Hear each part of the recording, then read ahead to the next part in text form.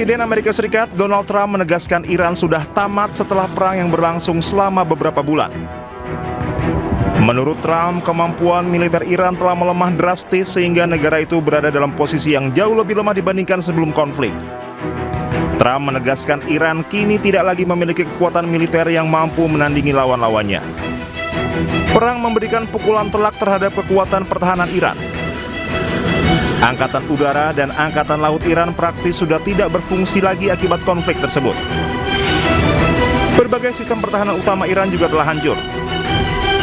Peralatan anti pesawat, radar, serta banyak perangkat militer lainnya disebut telah musnah selama perang berlangsung. The greatest military anywhere in the world, and you saw that in Iran, where in 1 week virtually we knocked out their entire navy, their entire air force, their anti-missile weapons, their radar. We knocked out everything. Now some of the fake news would say, oh, we didn't do it fast enough or something. We took about a week. We're a little spoiled by Venezuela, but equal, I would say equal. And now we have an agreement that was signed last night, and it's 60 days. They have to make a deal, otherwise we will do things that won't make them happy, but I don't think it's going to get to that. I think it's going to be very good. Remember, if we do that, then all of a sudden you're not going to have the oil flowing out of the strait too quickly, because people that own billion-dollar ships don't love missiles flying over them, don't love mines all over the water. And this is going to be amazing what's happening now, because we have the greatest economy that we've ever had.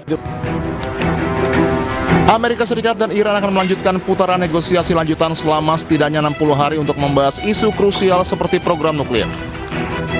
Trump dan Presiden Iran Masoud Pezeshkian menandatangani nota kesepahaman MOU secara elektronik pada Rabu malam. Kesepakatan itu membuat 14 poin yang bertujuan mengakhiri perang yang pecah sejak 28 Februari dan turut melibatkan Israel. Berdasarkan MOU tersebut, Amerika Serikat dan Iran sepakat menggelar perundingan selama sedikitnya 60 hari guna mencapai kesepakatan final mengenai program nuklir Iran serta pencabutan sanksi internasional. Meski proses diplomasi telah dimulai, Trump tetap menegaskan Iran memasuki meja perundingan dalam kondisi yang sangat lemah setelah mengalami kerugian besar di bidang militer selama konflik berlangsung.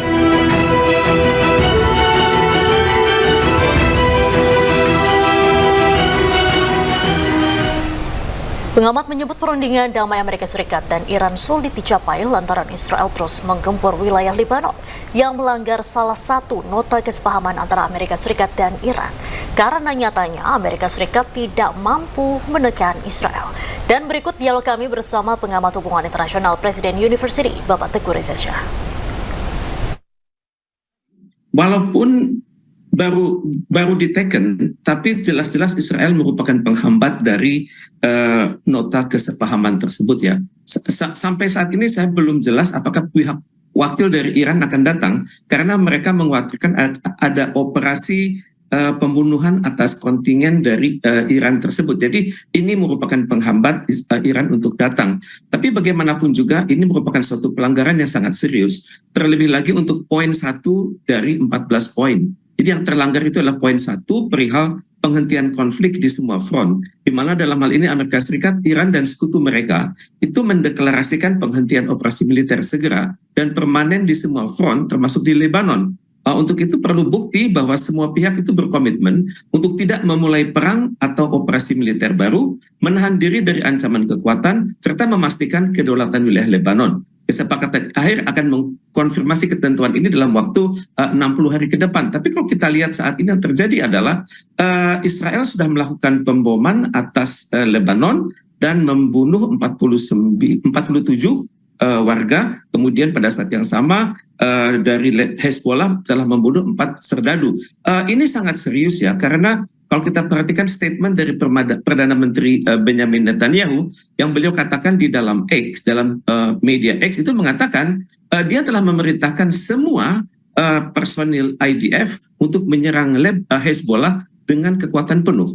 Kemudian dikatakan juga perintah saya ini sangat jelas, Israel tidak mentolerir serangan atas serdadu-serdadu kami ataupun wilayah kami. Dan kita akan memberikan hukuman yang sangat mahal pada Hezbollah atas serangan tersebut. Tapi pada saat yang sama juga Hezbollah mengatakan mereka sudah berhasil melakukan serangan atas personel Israel di Lebanon bagian selatan, dan Hezbollah sangat bangga dengan sudah menghancurkan 3 tank, dan juga mereka mengatakan memiliki peluru kendali, dan juga sudah menargetkan prajurit-prajurit Israel di sana dengan roket dan artileri. Jadi dalam hal ini memang ada tanggung jawab yang besar dari Amerika Serikat untuk menekan Israel, dan juga Iran untuk menekan pihak-pihak yang mendukung Iran di Lebanon tersebut. Dan rekaman yang menunjukkan situasi lalu lintas terkini di Selat Hormuz.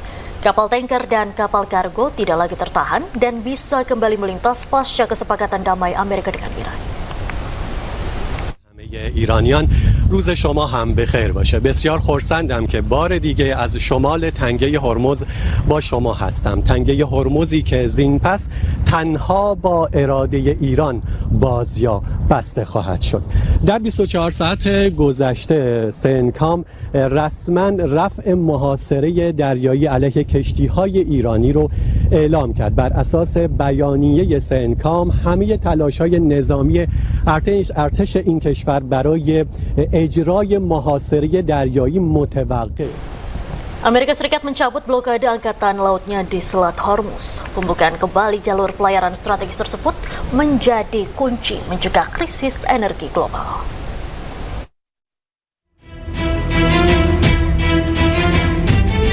Presiden Amerika Serikat Donald Trump mencabut blokade angkatan laut mereka di Selat Hormuz. Pengiriman minyak melalui Selat Hormuz secara bertahap kembali normal. Trump memperingatkan cadangan minyak dunia berpotensi habis dalam waktu 4 pekan bila Selat Hormuz tetap ditutup. Penutupan Selat Hormuz dapat memicu kekacauan di pasar energi dunia. Menurut Trump, pembukaan kembali jalur pelayaran strategis tersebut menjadi kunci mencegah krisis energi global.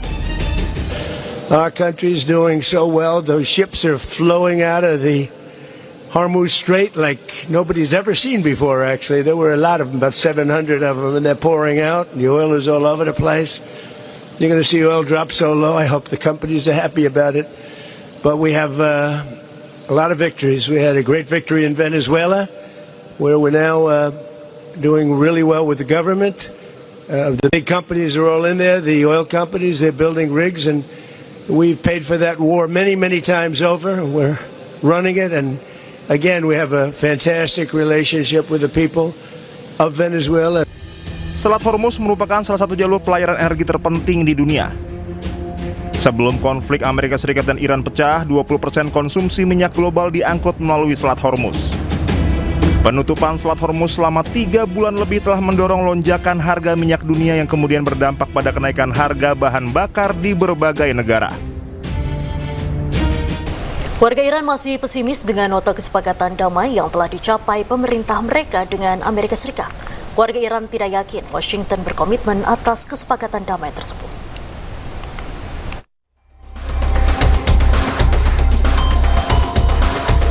Kesepakatan damai Iran dan Amerika Serikat nyatanya masih disambut pesimis banyak warga Iran.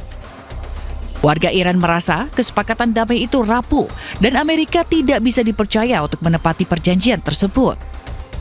Apalagi pertemuan Amerika dengan Iran yang rencananya digelar di Swiss batal, sementara Israel dan Hizbullah masih saling serang. Successful MOU, then America should and must restrain Israel on his attacks on Lebanon, and it should be restrained for this. Then the MOU will be successful.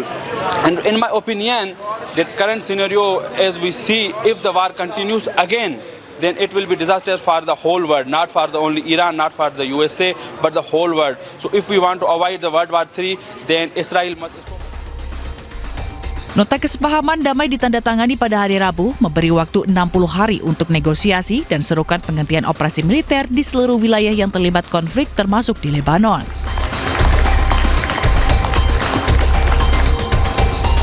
Namun kekerasan masih saja terjadi pada Jumat kemarin. Otoritas Lebanon laporkan meningkatnya korban jiwa akibat serangan Israel, sementara Hizbullah melancarkan serangan balik. Presiden Amerika Serikat Donald Trump meresmikan pesawat Air Force One, hadiah dari Qatar yang baru saja dimodifikasi.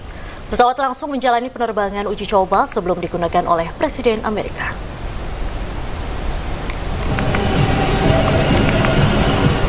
Presiden Amerika Serikat Donald Trump membubuhkan tanda tangan pada sebuah panel pesawat Air Force One di Pangkalan Udara Gabungan Andrews, Maryland, Amerika Serikat.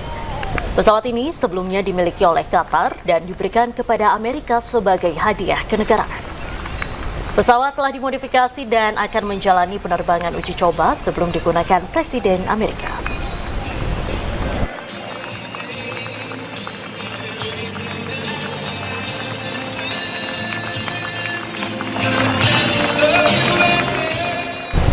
Sementara itu, warga Suriah berunjuk rasa di depan markas pasukan pengamat pelepasan PBB atau UNDOF.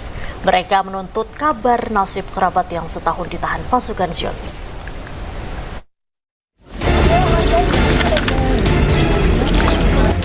Warga kota Quneitra berkumpul di depan markas besar pasukan pengamat pelepasan PBB Suriah. Mereka menuntut informasi nasib kerabat mereka yang ditahan pasukan Zionis Israel. Warga berunjuk rasa sambil membawa foto kerabat mereka yang menjadi tahanan Israel. Warga juga menuntut hak agar bisa mengetahui nasib kerabat mereka yang ditahan.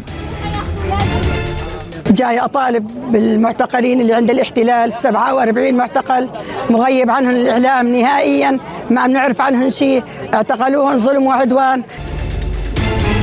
Selama lebih dari setahun, tentara Israel memasuki wilayah Suriah Selatan termasuk Quneitra. Mereka mulai mendirikan pos pemeriksaan keamanan serta operasi lainnya termasuk penangkapan sejumlah warga Suriah.